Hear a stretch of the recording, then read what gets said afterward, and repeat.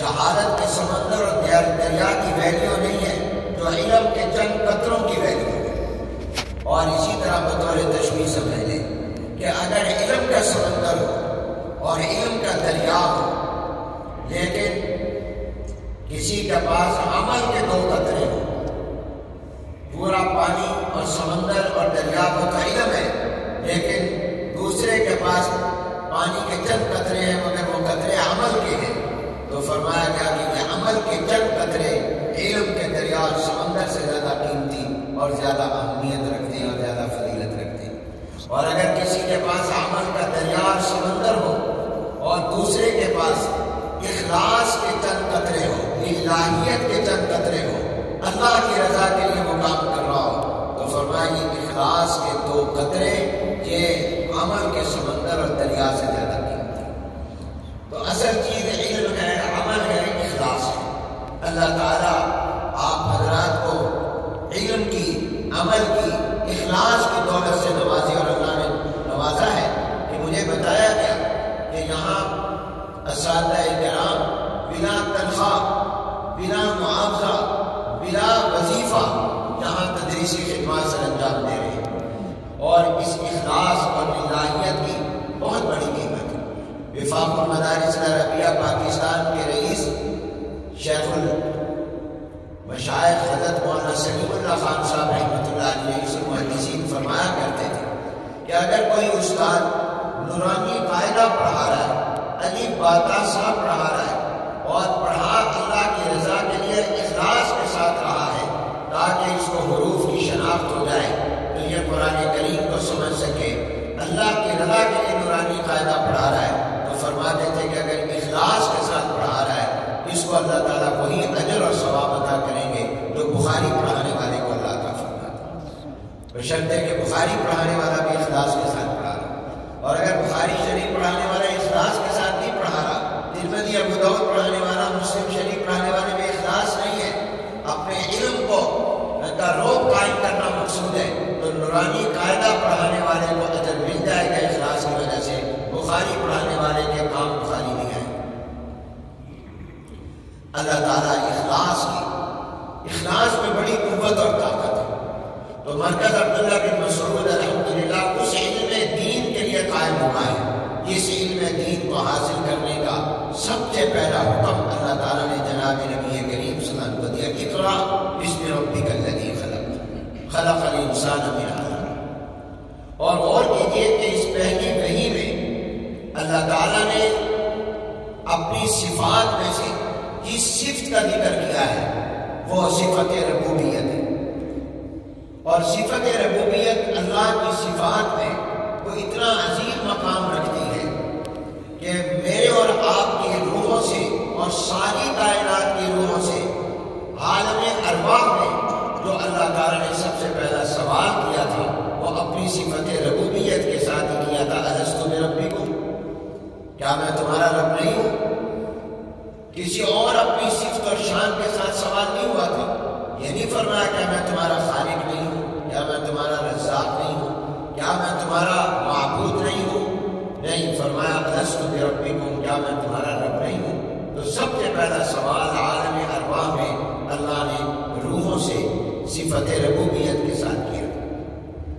اور جناب نبی کریم صلی اللہ علیہ وسلم پر تو سب سے پہلے وحی آئی، اس میں بھی اللہ نے صفت ربوبیت کا ذکر کیا، اقرأ بسم ربک الذی خلق، کوئی اور صفت اللہ نے بیان نہیں کی۔ اور جو قرآن کریم اللہ نے ہمیں عطا فرمایا جو اللہ تعالیٰ کا کلام بھی ہے اور کتاب بھی ہے اور آخری کلام اور آخری کتاب ہے، اس کتاب کو جس ترتیب کے ساتھ جمع کیا گیا ہے اس کے نازل ہونے کی ترتیب تو الگ ہے، تدوین کی ترتیب الگ ہے، لیکن نازل ہونے میں بھی دیکھیں تو سب سے پہلے صفت ربوبیت ہے، اور قرآن کریم کو جب جمع کیا گیا، محفوظ کیا گیا، تو اس کی اس ترتیب میں بھی سب سے پہلے سورہ فاتحہ ہے، اور سورہ فاتحہ کا آغاز بھی صفت ربوبیت کے ساتھ ہے، الحمدللہ رب العالمین۔ اور پھر اس قرآن کریم کا جب اختتام ہو رہا ہے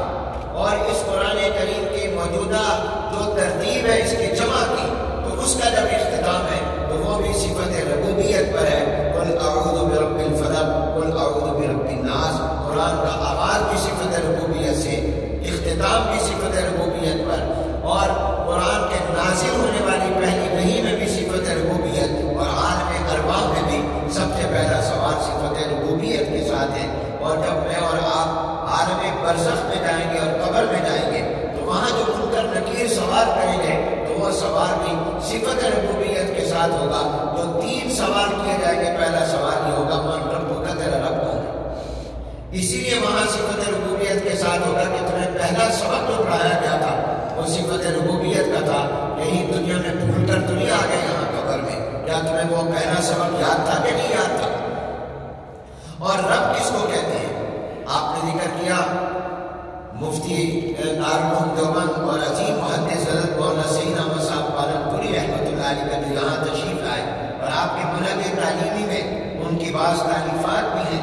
تو انہوں نے لکھا ہے اپنے بیان میں، فرماتے ہیں کہ رب کس کو کہتے ہیں کہ جو معنی کیا جاتا ہے پالنے والا، پالن ہار، یہ عام طور پر کرتے ہیں۔ کسی زبان کا کوئی بھی ترجمہ لفظ رب کے مفہوم اور معنی کی جامعیت کو ادا نہیں کر سکتا۔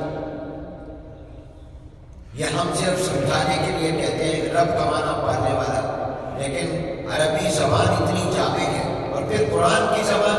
تو اتنی جامع ہے کہ دنیا کی کوئی لینگویج، کوئی زبان قرآن کریم کے عربی اور الہامی اور وحی والے الفاظ کا ترجمہ اور مفہوم اب اس کی جامعیت کو اپنی زبان میں بیان نہیں کر سکتے،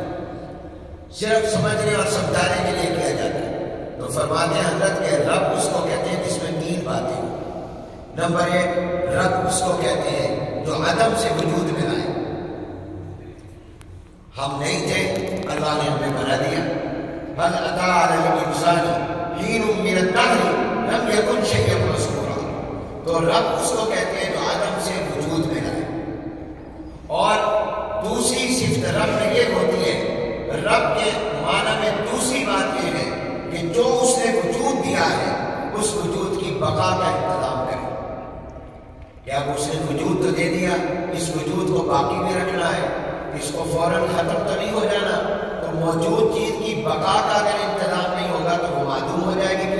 پھر ختم ہو جائے گی۔ جب وہ عدم سے وجود میں مرائی ہے ہستی تو پھر اس کے وجود کو باقی بھی رکھے، اس کا بھی انتظام کرے۔ تو فرماتے ہیں کہ دیکھیں اس وجود کی بقا کے لیے جو اللہ نے ماں کے پیٹ میں تیار کر کے اس کو دنیا میں اللہ لایا، اس کی بقا کے لیے اس کے دنیا میں آنے سے پہلے اللہ نے انتظامات کیے۔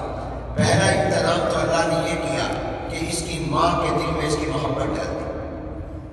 چنانچہ جب بچہ یا بچی پیدا ہوتے ہیں تو ماں خود جاگتی ہے اور بچوں کو سلاتی ہے، خود بھوکا رہتی ہے، ان کو کھلاتی ہے۔ سخت سردی ہو تو سینے کے ساتھ لگا کر ساری رات بیٹھی رہتی ہے، میرے جسم کی گرمی میری اولاد کو پہنچ جائے۔ اور اگر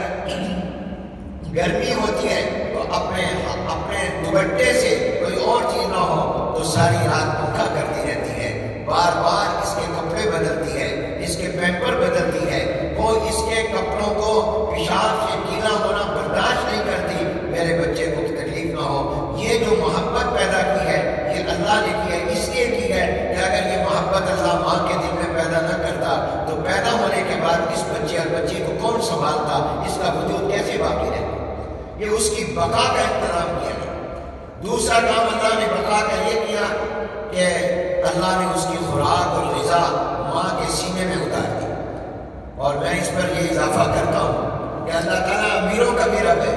غریبوں کا بھی رب ہے۔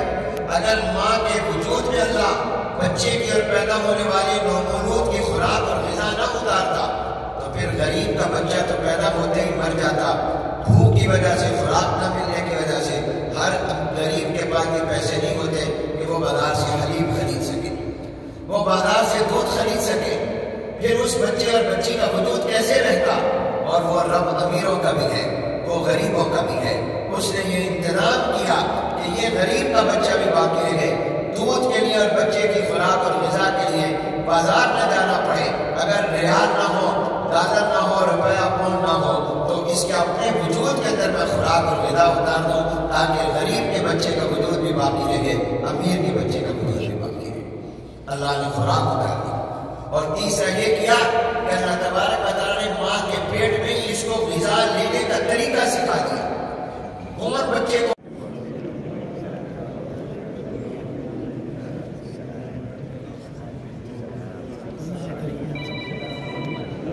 بس سيدي سيدي بس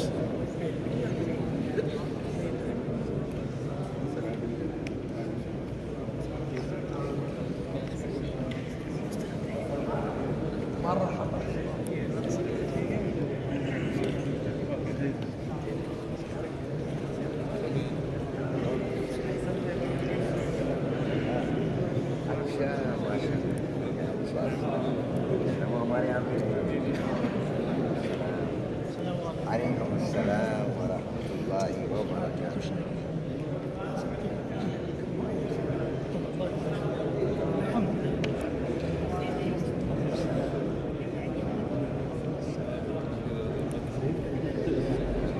Thank you.